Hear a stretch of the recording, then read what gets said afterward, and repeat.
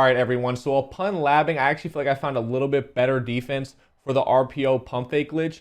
Now, it's important to note that it's out of dollar. So if they're in like a 2 tight end set or even a 3 tight end set, it's not going to be very good because if they hand the ball off, I believe you're going to get pump faked out of the dollar. But if they're in a 3 wide receiver set or a 4 wide receiver set, this one's a little bit better, I think, especially because it's a little bit better pass defense than the other one.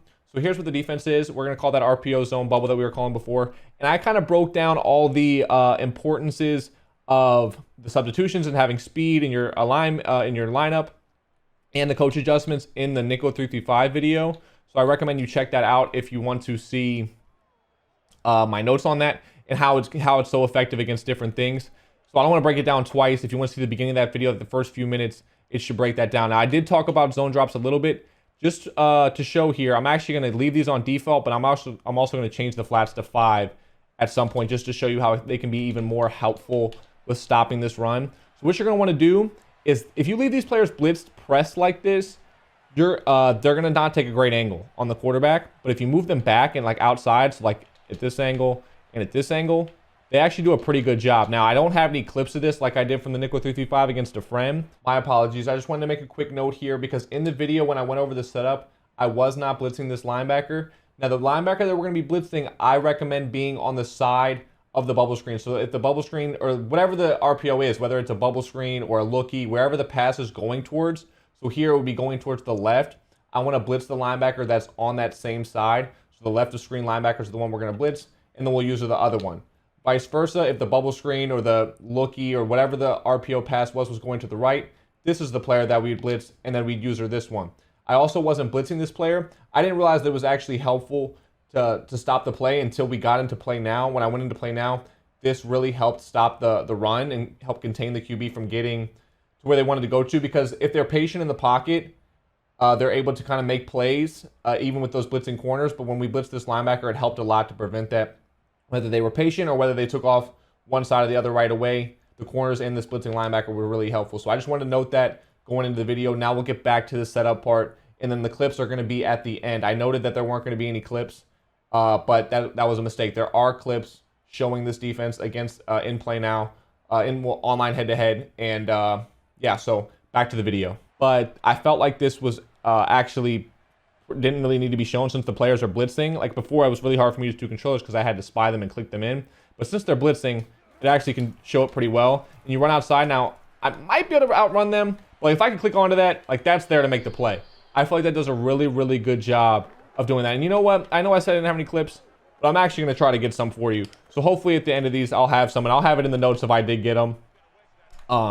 Because, oh yeah, I'll just write in like the write-ups if I have them. So if you see at the end, and I'll have timestamps for this, like I try to do on a lot of my tips. So you just want to move these players outside and back as they're blitzing. And again, pump fake, and then they take a really nice angle at the QB. Now I'm able to outrun them right now, but if you click on, I feel like you can make a decent play. Plus, you're also usering that way. So like if you make them take this wide of an angle, and you might have saw this in some of the Nico 335 clips, is when I forced the person I was playing against, just a friend of mine, to take this wide of an angle around this player. Like you see my user's just standing still here. I could be running over there, and by the time he's like actually running around this player, I think I should be like right here, like in this area. Like, and this is the line of scrimmage right now, so that would probably still be a tackle for loss if my user was out there. So I felt like this defense was really, really effective. I don't want to make this video too long because the other one was already pretty long. And I went into more detail. I'm just going to try it out of a different one. This RPO zone peak. And then we'll call it. And I will try to get in with a friend to do that. So move this player back just like that. And they should take better angles.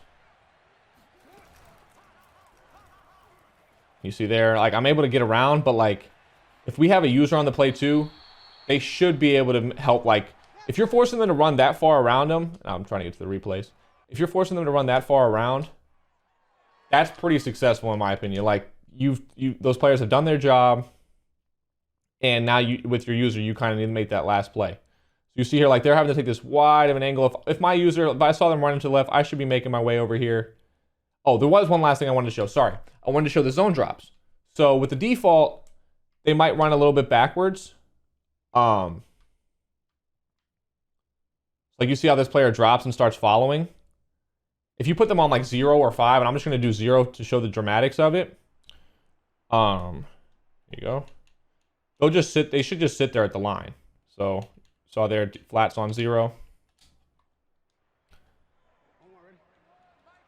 And I noticed this in the 3-3-5. I noted this. Excuse me.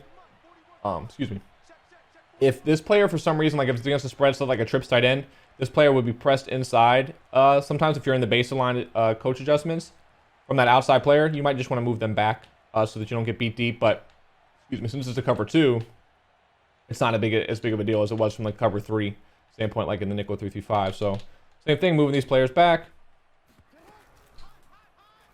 Gotta run them out. And you see how that player's just sitting there at the 0-yard flat instead of dropping back. So even though they're not going to chase the QB, and even clicking the right stick, I had trouble getting those players to come in, which is why I use spies in the nickel defense. This player can do a really, like, it's a deterrent at least. Like, even though they're not really, like, attempting to make a play, if Lamar could get around this player here, he'd have to run through, like, this gap to the left with the player chasing or this gap to the right. Like, it's at least it's a deterrent. So if you put them on 0 or 5, it's effective. Now, it still got dragged in a little bit by the slant, but not far at all. So it's effective. I think this defense is solid. I think it's a little bit better than the nickel. But again, if they're in a stronger set, you might not want to be in dollars, so that nickel's still an option for you. They're both in the same playbook in the multiple defense. I believe they're also in 4-6 together. I believe I'll put it in the notes what books have both of those in the notes for both of the videos. So hopefully this is helpful. Hopefully this will help you stop the RPO glitch at least a little bit, because it can be pretty effective. I just wanted to talk about the user during these clips. It's pretty important to be patient with your user if your opponent's being patient with which side they're going to run to when doing the pump fake glitch, because they can pump fake and then wait and then go left or right. And if they do that, I recommend waiting in the middle with them, and then once they choose a side, you can go with them. But if they come out and they pump fake and they just sprint to the left, or they pump fake and they just sprint to the right away without being patient, then feel free to run after them at that point. But just it's important to notice which way they're running to, or which way they're actually going before actually taking off that way. So whether they're being patient or not, you want to wait for them to make that move, then you go after them as well.